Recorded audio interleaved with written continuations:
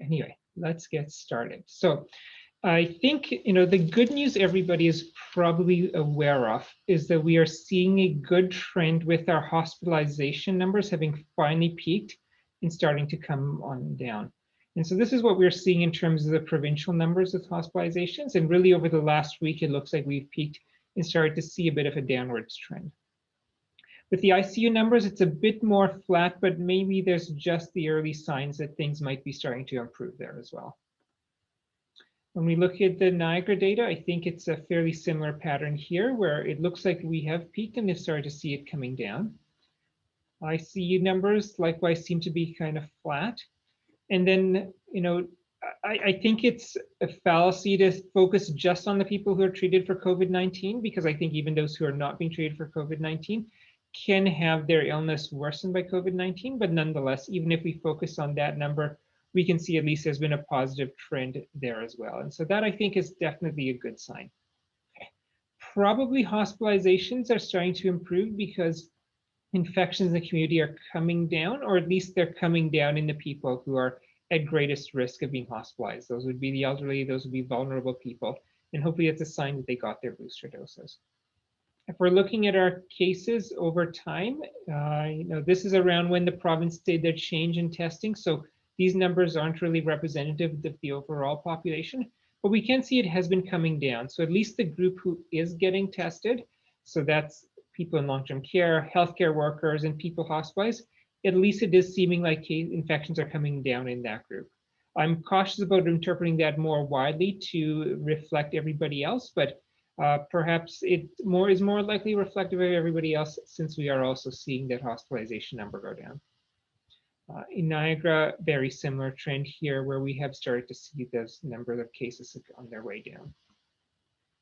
And then when it comes to outbreaks, this is another metric that I wanted us to focus on. And if there's more infections out in the community, we'd expect there to be more outbreaks. And we have seen that there's been a little bit of cresting of our outbreaks, and we're starting to see those outbreak numbers come down a little bit as well. So that's certainly good news. I talked last time a little bit about our wastewater data, and it's not, I think, the most reliable signal of what's happening.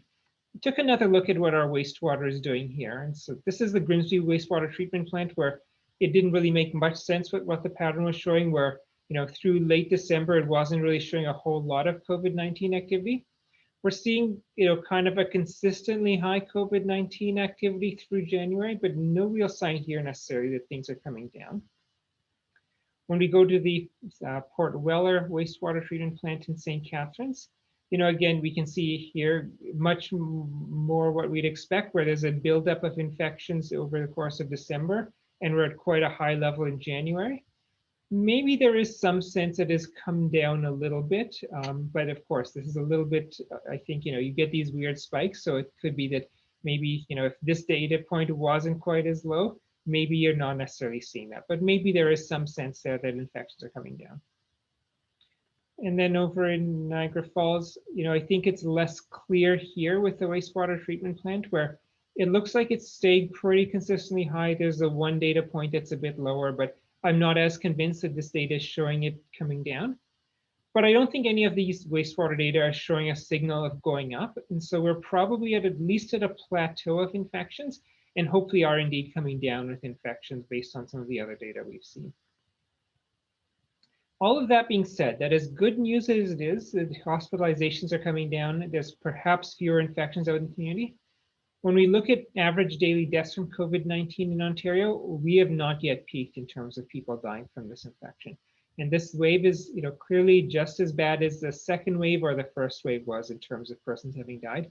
And we're not yet at a peak. And so I think that's really notable. And even if we are at a peak and we start to come down, that means that, half the deaths are on one side of the peak, half the deaths are on the other side of the peak. So there's still, I think, a lot of human suffering that may still come with this wave here. So I do think we need to be mindful of that going forward. The reason I think we perhaps have seen some improvement in terms of the hospital numbers is really when it comes to this mobility here. This is a reflection of how people have been out and about and perhaps interacting with each other. And we definitely saw a drop off in that in mid-December and early January as the province brought in measures to start to reduce that. We have unfortunately seen a little bit of a pickup of late, which I think does give me some concern that perhaps this decline might not be as sustained as we would like.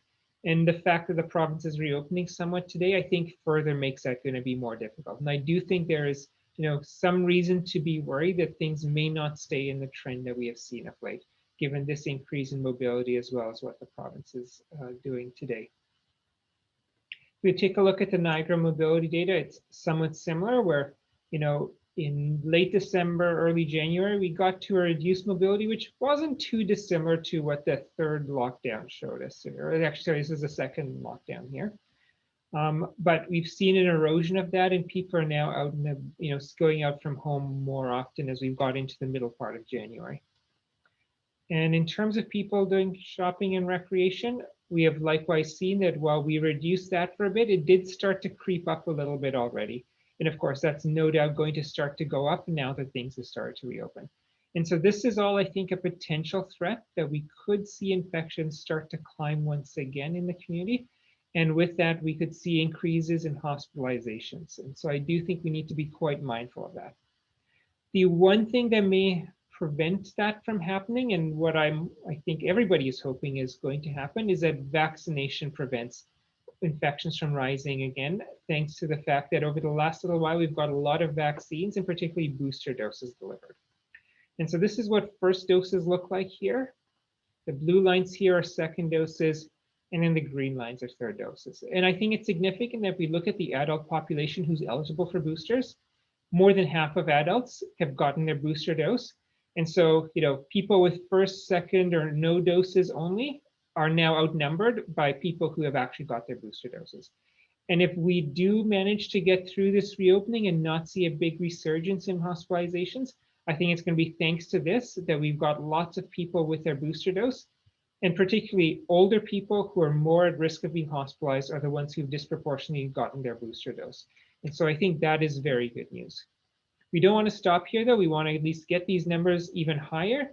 And I think we have this big group here who's lower risk of being hospitalized, but still could be hospitalized.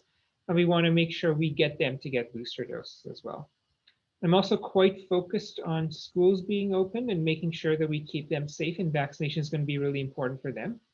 A good piece of news here is in that 12 to 17 age group, in the 2 weeks since we did our last media briefing, we've gone up from about 77% to 80%.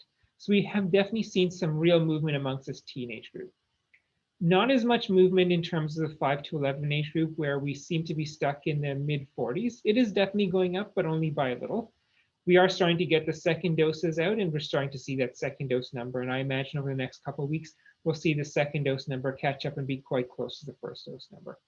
But we're obviously hoping more people will sign up and get their first doses so that these children can be even more safe when they're in school.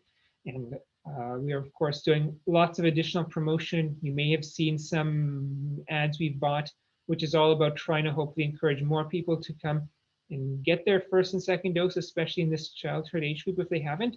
And of course, get everybody else to get their booster doses. I want to take a moment just to highlight how important these booster doses are in terms of the immunity that people are getting.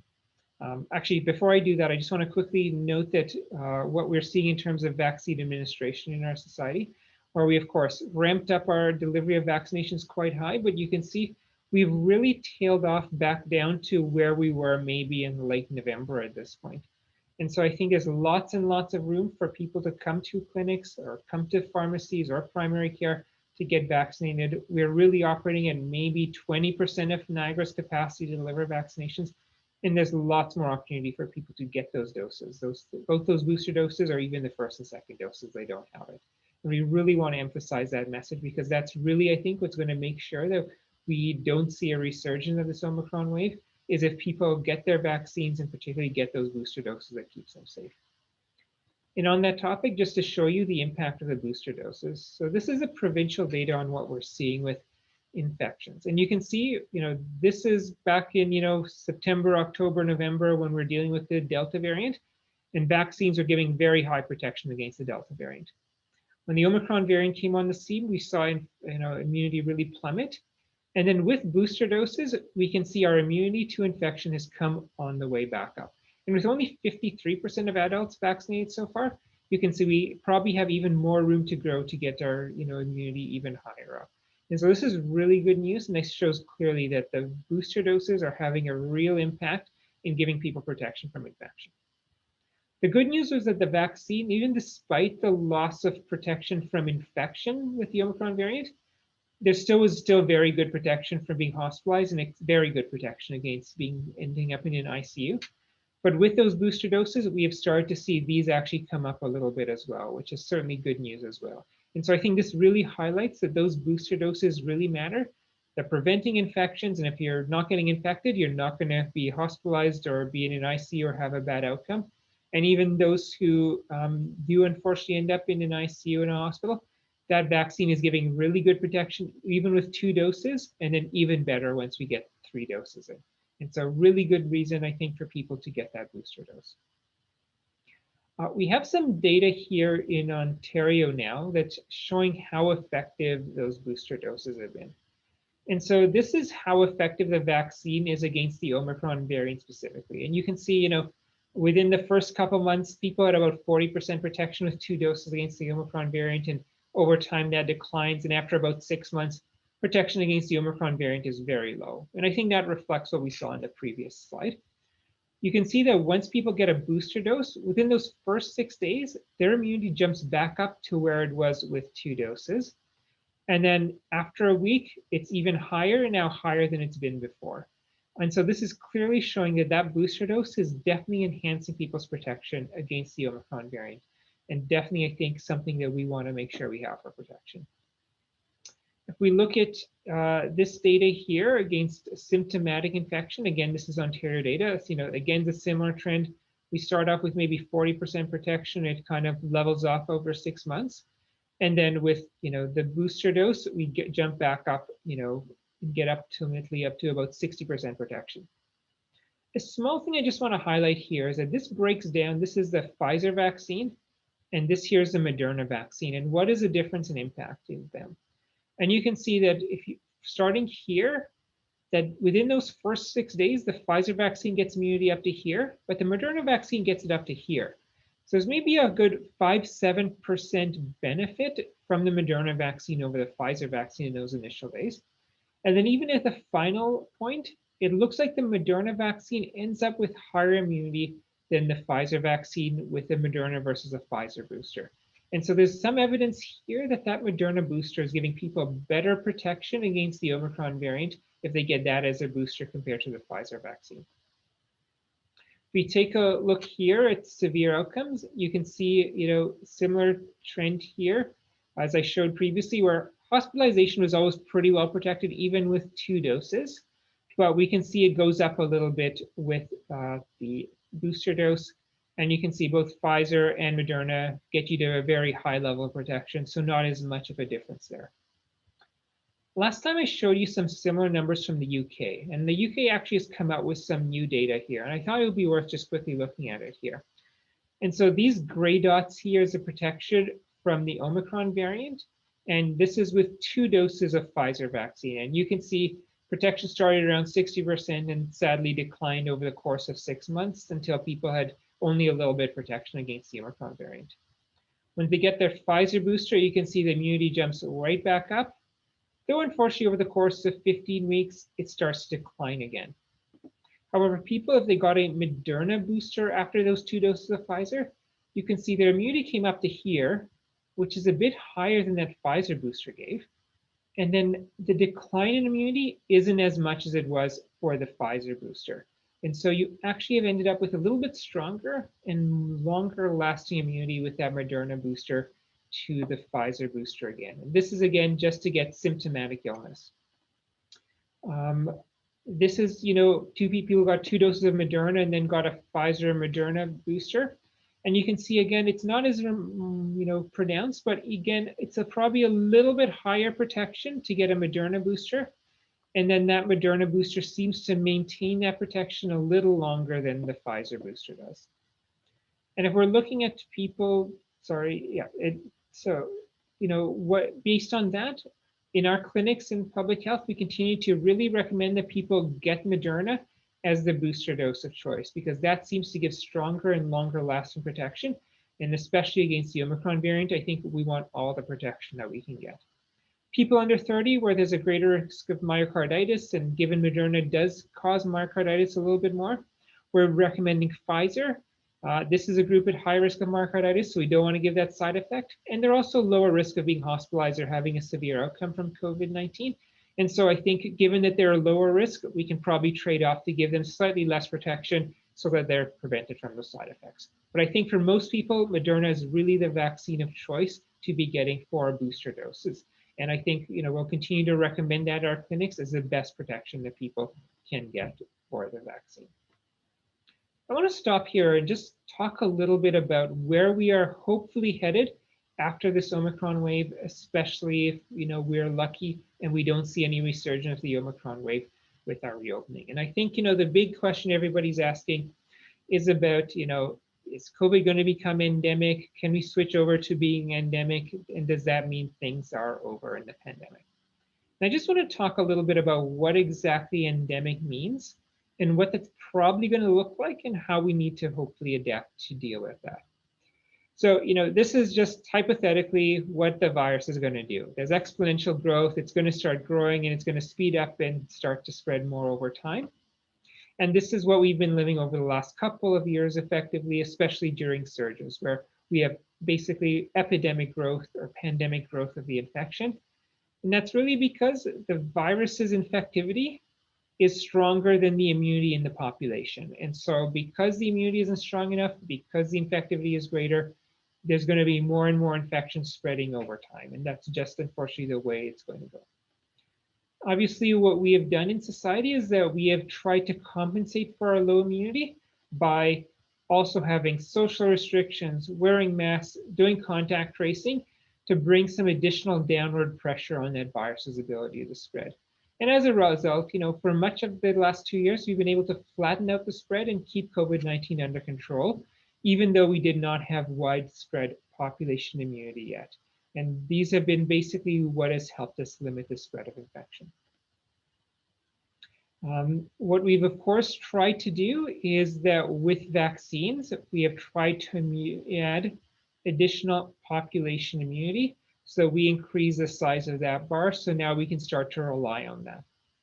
Unfortunately, what we have seen is with the new variants emerging, we are now at a stage where this is not going to be enough to stop the virus on its own. Herd immunity would be the place where we get enough population immunity from vaccinations so that we can counterbalance the virus's ability to spread and we'd be able to continue to keep COVID-19 under control. With the Omicron variant, we are now at a point where it's pretty much theoretically impossible to get to herd immunity, at least with the current vaccines that we have. And so that's never going to be a situation that we'll be able to reach in where we can get to complete balance. Now, if we get population immunity from vaccines, and some people also get the infection and that confers them some immunity, we'll probably eventually get to a stage where the virus's ability to spread is balanced out by the immunity in the population, and things will sort of flatten out. And that will be basically the endemic state. But just because it's endemic doesn't mean that we're going to see things stop. To get that enough population immunity is assuming that we're going to get enough vaccine-derived immunity, but we don't know if it's going to be high enough from the vaccine. And I think what we're seeing is it probably will not be. We know that immunity seems to be waning over time, and I've shown you some graphs of that. So even if we do get to that endemic state, immunity is going to wane over time, and we're going to lose that equilibrium. And once again, the virus will be able to spread. And we'll probably see additional surges of the virus and more infections. And with those infections, more people will get some more immunity, and that maybe will bring things back into balance. But we can probably expect that there will be some additional waves as a result. Not all the world is already vaccinated. We're going to have world travel resume. People from unvaccinated parts of the world will travel here. And when they do that, there's going to be ability for infection to spread here because there'll be more people unvaccinated around. And so we'll not have that same population level immunity. And of course, as new people enter our society, as new children are born, they're not going to have immunity. And so that'll create another area where the virus can start to spread and from there spread to others and throw us out of balance. And so I do think there are some causes for concern that we are going to be dealing with challenges.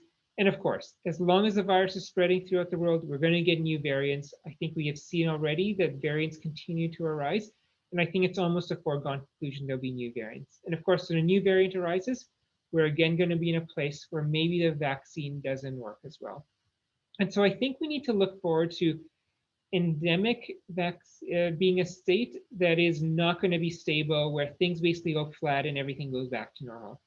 I think there's a lot of reasons why population immunity will erode over time, or new variants will emerge, and our endemic state will be lost, and we'll go back into temporary surges of infection. And, this is really what we see with other endemic diseases. Influenza is an endemic infection. But as we all know, every year we basically see this surge of influenza infections. And some years, yes, it's a smaller surge. Some years it's a bigger surge. The timing maybe shifts a little bit, but pretty much every winter we get a surge of influenza infections. And that's, pattern of endemic disease. And that's because over the course of the year, people's immunity to influenza wanes. The influenza virus evolves a little bit. We don't have a vaccine that's always perfectly matched or perfectly effective against that infection. And so every winter we see a surge of infections because we no longer have enough immunity to keep that surge from happening. If we look at another disease like pertussis, this is pertussis here. And since the early 1980s, we've had a very good vaccine against pertussis. And you can see for a while we had infections low. But periodically, we see these spikes of infections where pertussis surges back a little bit. The most recent one was 2012-2013, where we saw a spike of pertussis infections. And that's, again, a reflection that the immunity from the vaccine wanes, and we start to see that infection resurgence. And this is a study done in the United Kingdom by Keeling et al. Here, which was really trying to model out what would happen with COVID-19. And so these red dots basically represent the actual number of cases being seen. And this is, post third wave, and then the UK fully reopening in May, June, July, and seeing a resurgence of cases. And then they modeled out what would happen. And so this is a blue line of what would normally happen. You can see there's a surge, and it'll come back down as people all get immunity from that infection. But then eventually immunity will wane, there'll be another surge, etc. And then they modeled out, of course, if we got booster doses, what would happen. And you can see there's different patterns of infection that the booster doses do. And in general, they drive the infections lower than that blue line. But you can see there are still surges of infections that occur no matter what we do. And I think that is going to be the nature of endemic. We are going to still see surges of infections. And this is not going to be, just a switch is turned, we are endemic, and everything goes back to normal. And I think, this was a headline I saw this morning in the Globe and Mail, which I think really captured it well, that it's a delusion to think that if we let the Omicron variant spread and infect everybody, it's going to end the pandemic. I think it'll get us to an endemic state, but that endemic state is going to be punctuated with many surges coming back. And of course, if we do end up in an endemic state with surges come back, we're going to see more people getting sick, hospitalized, and having long COVID.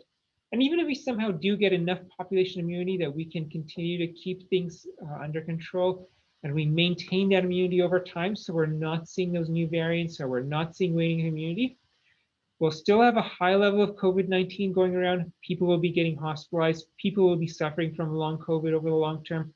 And sadly, some people will pass away.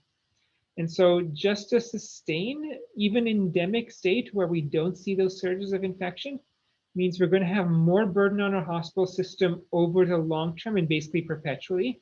And we'll sadly see members of our society continue to be lost. And I think we need to be prepared for that. As if we're not going to do anything else once we go to endemic, we're going to need to invest a lot more money into our healthcare sector to really manage that.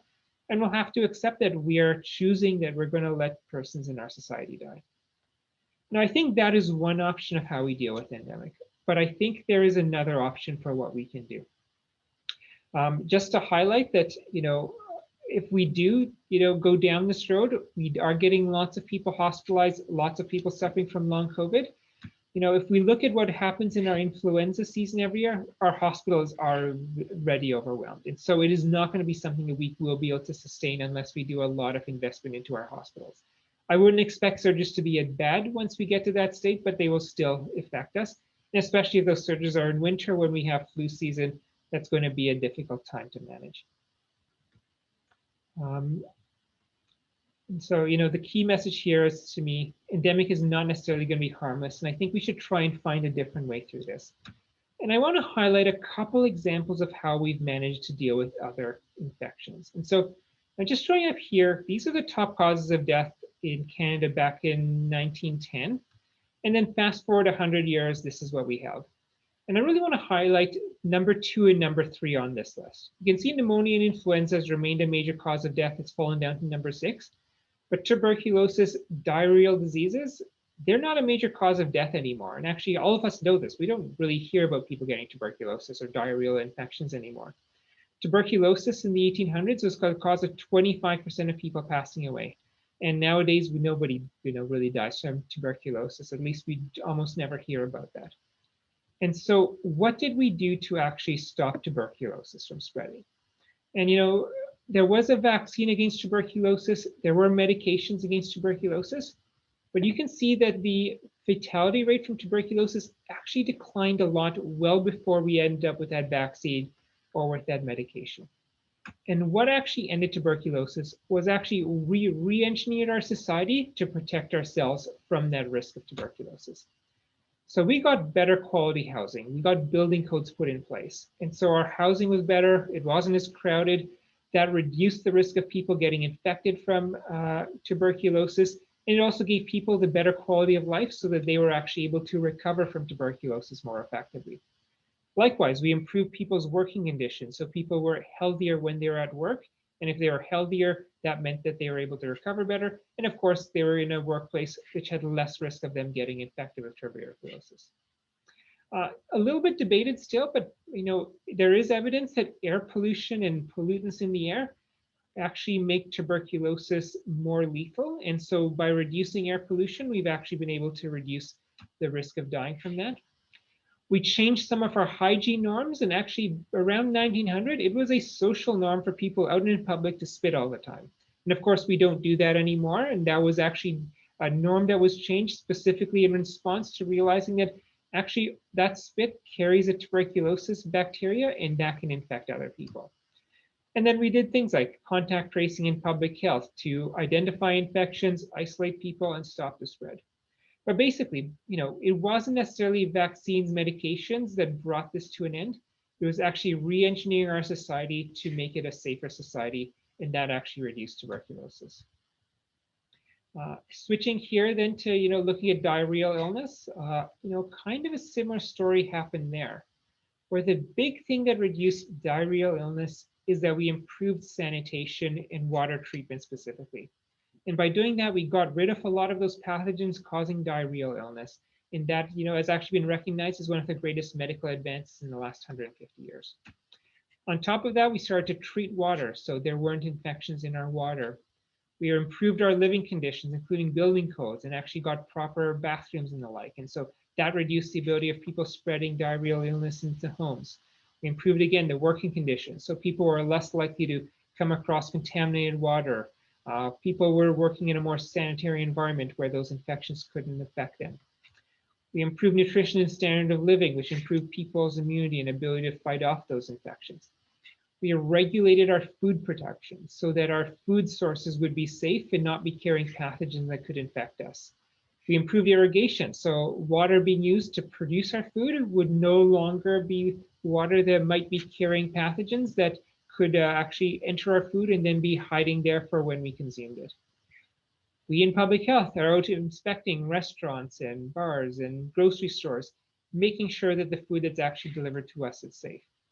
And really, all of these together, creating a social norm of hand washing again, all of that, by changing our society and the way we lived, we drastically reduced the risk of diarrheal illness.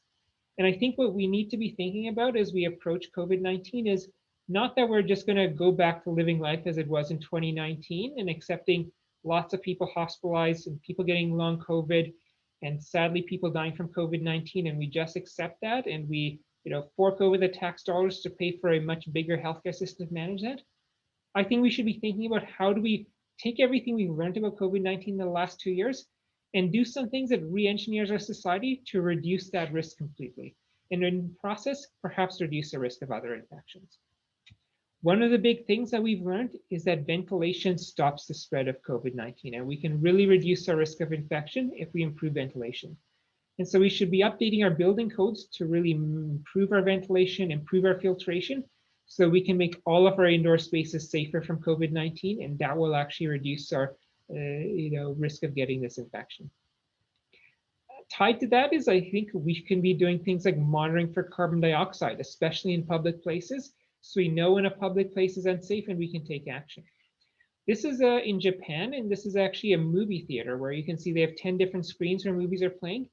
And they publicly report what is the CO2 reading that they're seeing inside those movie theaters. So people who are going there and going to that movie can have confidence that they're going into a place where the risk of infection spreading has been lowered. This is kind of like us in public health, making public our health inspection data on restaurants. We could start making this kind of data public so people would know how safe the places that they're going to be are going.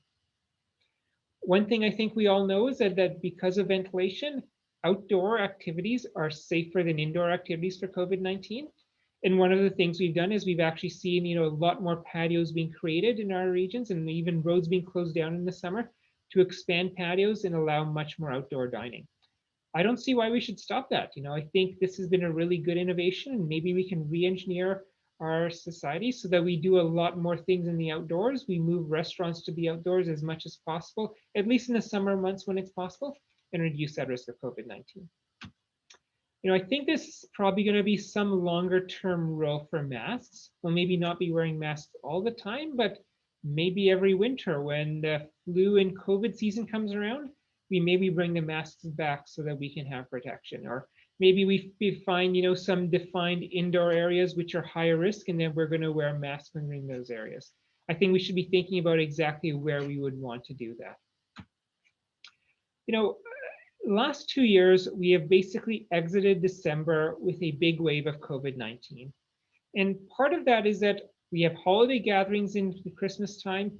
That leads to infection spreading, and that leads to a surge of infections. And this is actually nothing new. We see that with influenza as well. And so we could always continue with that just being the case, and we always just accept that we're going to have a big surge of infections coming out of the Christmas holidays. Or is there an opportunity for us to maybe rethink the calendar of what we do with our activities? Can we change our calendar so that we have a longer period of vacation time afterwards, so people aren't going back into schools, they're not going back into workplaces and spreading infections amongst others? We need to think about that more. There's maybe opportunity for people to be doing more socializing then, and maybe more infections going to spread that way. But is there opportunity for us to rethink our holiday calendars in the wintertime, so that we can maybe reduce the spread of these infections? Or maybe we shift our schooling so that we're in school less in December and January, and we put a bit more schooling into the summertime when it's safer. And maybe we shift people from taking summer holidays to maybe doing a bit more on the winter holidays. I think there's perhaps opportunities for us to rethink our calendar to make us safer from COVID-19 in the long term. One thing we've noticed, I think, with COVID-19 is also that certain populations are disproportionately affected. So this is looking at quintile of neighborhood diversity. So yellow is the most diverse neighborhoods, so neighborhoods with the largest minority populations. This dark blue is the first quintile, the least diversity, fewest diverse populations. And you can clearly see that as we've experienced COVID-19, neighborhoods with more minorities have had more infections. And that's really translated, I think, into minority populations at being greater risk of COVID-19. And so can we re-engineer our societies long-term to be more inclusive so we don't see this differentiation where places with more minorities see more infection and places with fewer minorities see less infection? Can we make a more inclusive and equitable society?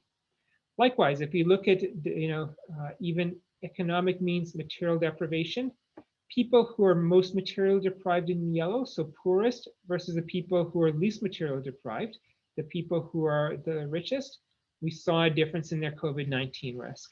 Can we do more to address things like income inequality, improve the standard of living and the level of wealth for everybody, so we narrow the differences and in the process actually narrow infections, and we reduce a lot of that high risk infections in our society?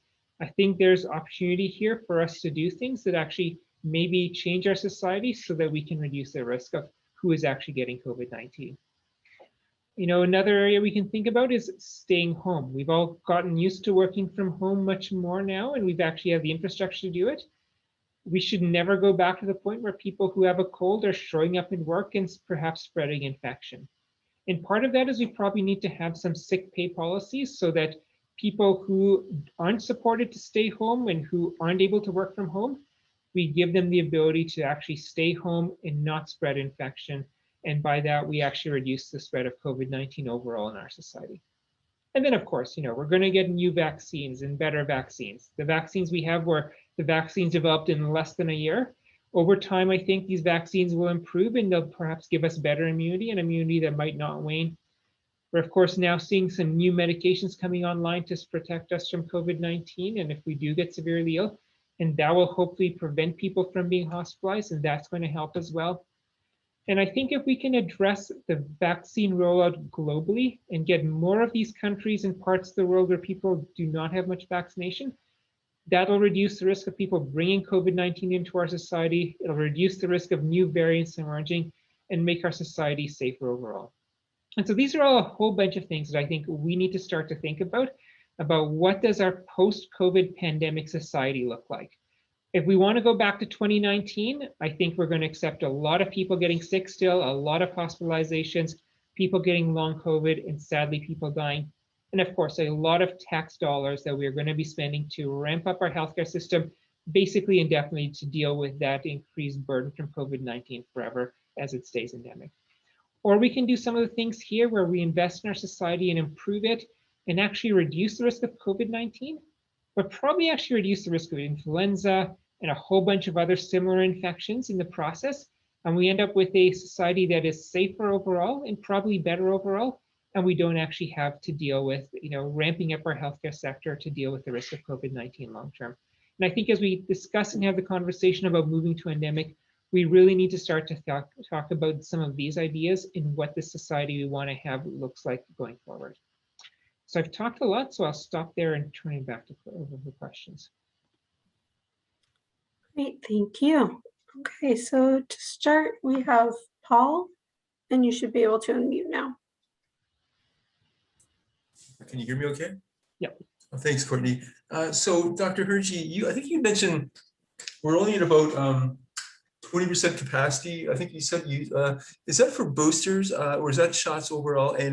But either way, do you have any magic solutions on how we can get that up? I mean, that's astounding that we have that kind of capacity just being wasted, when there's such need to get shots in arms. Yeah, so that's all shots. It doesn't matter to us if you're coming for a first, a second, or a booster dose. It's the same work for us. So any combination of those is what we could deliver. And yes, it is about 20% capacity across all Niagara partners of vaccines we're delivering. So some of the work we've doing is with the COVID-19 task force, we've developed an enhanced communication strategy where we're doing a lot more paid advertising and promotion of vaccines to hopefully encourage more people to come. You've noticed we've started doing some additional clinics. So we're today in Port Colborne doing vaccination clinics. We were at a few schools last week. Later this week, we're in Wainfleet. We're starting to get back out in the community to do more vaccinations to hopefully deliver vaccines in places where people are to hopefully improve access. And we're going to be going back to some of the work we were doing a few months ago, where we are looking very carefully at some of our market segmentation data to try to really understand the groups who are not coming to be vaccinated, not coming for their booster doses, and how we can better target messaging to them. But I think we really need all of society really encouraging and setting a social norm that we want to get booster doses in if we're going to get that number up. And I think, something we should also be thinking about is things like the proof of vaccination requirement. I've shown you that 2 doses of vaccine doesn't necessarily prevent us very well from infection, whereas 3 doses does. And I think we probably should be updating that proof of vaccination requirement to incorporate people getting booster doses to make sure that we keep those public places safe, and that proof of vaccination will actually be keeping people protected. And a follow-up? Yes, and the 5 to 11-year-old age group, the numbers are still lagging. Is that still key to keeping infections under control overall, getting those numbers up? Yeah, I think getting numbers up in any group is going to help with reducing infections overall. But with that 5 to 11 age group, they're in kindergarten, they're in schools, they're around lots of other people. And it's really a prime opportunity for infection to spread. And of course, children, they're going to be playing together. They're maybe not going to be the most diligent about wearing their masks. They're, of course, kids. And so I think it's even more important that they have that dose of vaccine as their protection, because some of those other protections that maybe work for us aren't going to necessarily work as well for children. And I think they would really benefit to have that vaccine to make sure the schools are safe for them. Okay, thank you. Up next, we have Gord, and you should be able to unmute. Hi, thanks. Especially in the past weekend, we've heard a lot of talk of people talking about being naturally immune because they've had the infection. How much is natural immunity that way worth versus vaccination as far as the immunity it provides? Yeah, so if you've just had natural immunity from getting the infection, first off, if you got infected with something before the Omicron variant, it's like the vaccine. It does not necessarily give you, with 2 doses of vaccine or infection with something pre-Omicron, a lot of protection against the Omicron variant. The Omicron variant has evolved so much that it just evades the immunity that we may have had before. 3 doses of vaccine definitely gives you a lot better protection against Omicron than a pre-Omicron infection. If you've been infected with the Omicron variant, it does give you some reasonable protection, but some of the early data is seeming to show that people are losing that protection actually relatively quickly. And what actually gives the best combination of protection is either 3 doses of vaccine, so 2 doses plus your booster dose, or 2 doses of vaccine plus an Omicron infection that's mild thanks to those 2 doses. And those 3 elements then gives you actually pretty good protection. So people who are fully vaccinated and then got infected recently with the Omicron variant, they probably actually do have pretty good protection. Well, we may see that in protection lag over time. So I would encourage them to come and get their booster dose eventually. If they have a pre-Omicron infection, though, I would not say that they have a lot of immunity, and they absolutely do need to get their vaccine to be well protected. And a follow-up? We've heard a lot too about the new BA2 variant. Has that turned up locally at all yet? And how much of a threat do you think that is to sort of disrupting our plan to keep opening? Yeah. So haven't seen it show up locally. And the broader question of what kind of threat is it is, I think, a bit of an open question. There are some countries like India, like Denmark, where that basically, subvariant, I guess, of Omicron seems to be spreading more quickly than the BA1, which is the version of Omicron that we currently have, and is basically taking over. And that would imply that it has some advantage in spreading. And so therefore it is taking over. And that's really what we saw, for example, with the Omicron variant taking over the Delta variants. And so there's some concern in those countries that, is this a new variant that is actually going to take over? The flip side of that is that in Canada, we're actually one of the first countries that identified the BA2. We identified it back in November. And it's popped up from time to time and just basically fizzled every time it's popped up here. And it doesn't seem to be effectively competing against the BA1 here. And so not really sure why some countries are seeing BA2 take over. In other countries like us, just generally aren't. And so I'm not really sure how much we can say it is worrying. The one other thing that's interesting with the BA2 versus the BA1 is that it looks like the vaccine is a little bit more effective against BA2 than it is against the BA1 we're facing right now. And so perhaps, if it did become dominant, we might actually benefit in some ways from the vaccine a little bit. But I think it's right now too early to say, because we're not really understanding what the threat it poses is. Is it really actually spreading more? Is it going to be something that starts to take over here or not? I just don't think we know enough yet. Thanks. Okay, up next we have Richard, and you should be able to unmute now. Hey everybody. Just wondering if public health has made any progress in its investigation of that maskless pod school in Virgil. I know we talked about this a little bit this week. Doctor, you talked to Evan about it, but just wondering if there's any updates on that situation and if you have any further comments on it. Yeah, I don't have any update for you at this point. We're working with the regional Niagara Region's municipal licensing and enforcement office to really investigate that situation. Don't have any further update at this point. And a follow-up? Yeah. So, I mean, with the BA2, you mentioned there's not a lot we know about it. Is part of that because we just don't have the testing going on to know if it's becoming big in our community, and with that is there any plan down the line to start doing more testing again? Yeah, in terms of any plan to do more testing, that's really about the province who's setting the testing criteria. I certainly would like to start to test more people, but it's going to be up to the province if they decide that that's the road they want to go down. In terms of the limited testing, is that hampering our ability to detect the BA2? To some extent, it probably is a little bit because we're not testing every single person out there who's getting infected. So it's possible that maybe we've missed where the BA2 is spreading. That being said, everybody who is still getting tested, healthcare workers, people in long-term care, people who are severely ill and hospitalized, all of those people are still getting tested. And in that, we're basically detecting almost entirely BA1 and very little BA2. And if there was BA2 spreading out in the community, you'd think it would infiltrate some of these populations and not just somehow be in some population that we're not testing only and not getting into the rest. And so I think it's pretty unlikely we're missing, the BA2 spreading. I think we just don't understand it well enough to understand who is going to get sick and when is BA2 going to spread widely versus not.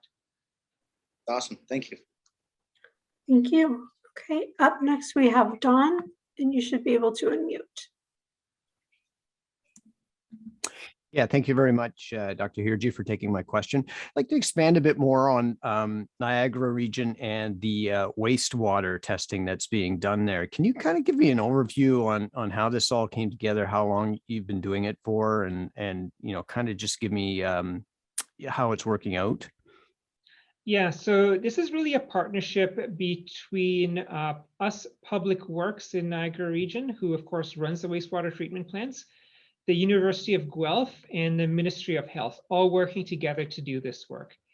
The initial work on it actually started in the fall of 2020 when we first realized that wastewater was actually able to pick up signals of COVID-19. That I think it really came out in the summer.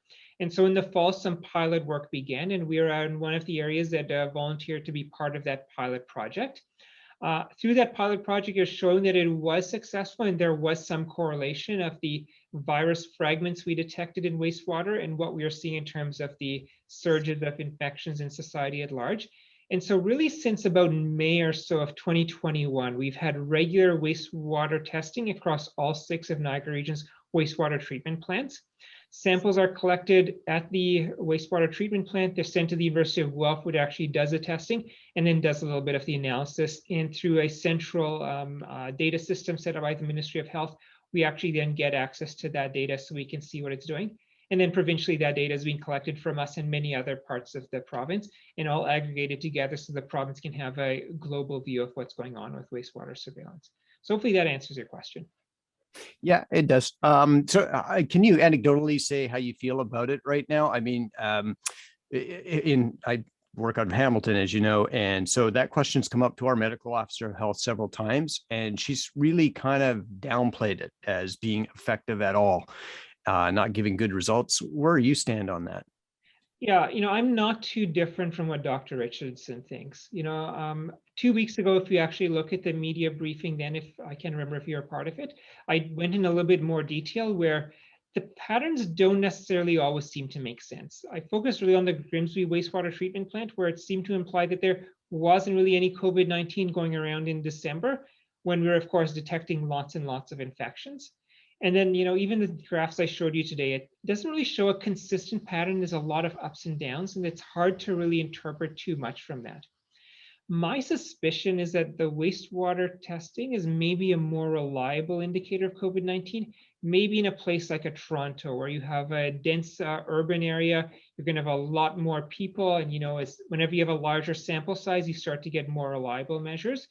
Whereas in somewhere like Niagara, where we have a relatively smaller population split across 6 wastewater treatment plants, we are ending up with much more unreliable data, and it's harder for us to really interpret what a pattern is there. So, it's a piece of data that we're looking at because we don't have a good quality in testing of everybody in the community to know what the trends are with COVID-19. But I really feel that it's only one piece of data, and we have to look at it in context with everything else to really get a sense of what's going on. And I don't think on its own, it really gives us a very strong signal on its own. Thank you. Thank you. And up next, we have Penny, and you should be able to unmute. Okay, thank you. Dr. Hergy, you said there was good news with you feel that we've reached a peak and we're kind of on the downward side now, but you also seem to feel like, you sound like you feel that maybe this opening is just coming a little too soon. Is that correct? Can you explain how you feel about the openings that are happening this week? Yeah, I think that's a fair comment of what I feel. So, I'm thinking back to the second wave last year, where, of course, we had a surge of infections, we peaked, they were starting to come down, but they hadn't come all the way back down. And the province went and reopened in mid-February. And what we basically saw is over the course of 6 weeks, those infections basically resurged and started to go right back up because we hadn't put in place the conditions where we could make sure that those infections would stay low. And I worry that's the kind of scenario we're seeing playing out here. Yes, we've peaked in terms of our hospitalizations. They've come down a little bit, but they're still at a very high level. They haven't come down all the way. And if we take actions that allows more infection to start spreading out in the community, that's going to mean more people get sick, more people start to be hospitalized, and we could see everything just actually reverse and go right back to where it was previously. And I think we're, of course, dealing with our hospitals in a pretty precarious situation already. They're dealing with very high numbers of hospitalizations, still higher than any previous wave in terms of where they are right now. And here in Niagara, of course, our Fort Erie Urgent Care Center is still closed because all of those healthcare workers need to be moved over to the hospital to deal with the surge of COVID-19. And so we're not in a place where hospitals have recovered where they could handle a resurgence of infections. The one difference I'd say between this year and last year is that this year we had a lot of vaccine and we got a lot of booster doses out over the course of January, whereas last year we didn't really have much vaccine, and so not a lot of vaccine was going to be helping us. But I think if we're basically then relying on that vaccine being enough to prevent a resurgence of COVID-19, maybe it'll turn out that way. I don't think we know. And what I'd really like to see as a province at least have some modeling showing that this reopening would be manageable. Instead, where I think reopening without the benefit of that modeling, we're going blind and taking a leap of faith. And that concerns me because I think we've seen in the past that things don't necessarily go the way we want them to go. This virus is unpredictable and tends not to behave the way we hope it will. And I really do worry that we could see a resurgence as a result. And a follow-up? Thank you. That was clear. The other issue that we haven't talked a lot about is kids in school. I know they've only been back for a week and it's probably pretty hard to have much information, but do you have anything at all that gives you a sense of whether our schools are as safe as you were hoping, or any feedback at all from school boards? Yeah, it's early days as mentioned, so I don't think we can say too much yet. I'm certainly pleased that we aren't seeing any schools that have really massive amounts of absenteeism, where the school needs to be closed down because infections are running out of control, or where there's so many staff getting sick because infections spreading in the school that the school has actually had to themselves close on administratively. When I look at the provincial data, there's definitely some schools across the province that have had to actually close down over these last couple of weeks, which is something that we've thankfully not seen yet in Niagara. But really concluding too much, I think, is going to be difficult at this point. I think we're not seeing the worst possible outcomes right now, which is great. But I think hopefully with more time, we'll get a better sense. And hopefully that sense will be that schools remain reasonably safe for children. key thing, of course, is, I keep harping on, is that the more children are vaccinated, the safer they're going to be in school. And I think that's really the most important thing we can do to keep schools safe and keep children safe in school. Thank you. Thank you. Seeing that we've reached our time for today, we won't have time for round of second questions. But as always, if you do have kind of follow-up questions that you'd like to ask, feel free to email myself and Lisa and Alex, and we can work on getting an answer, a response for you. So yes, we'll end it there, and thank you everyone for attending.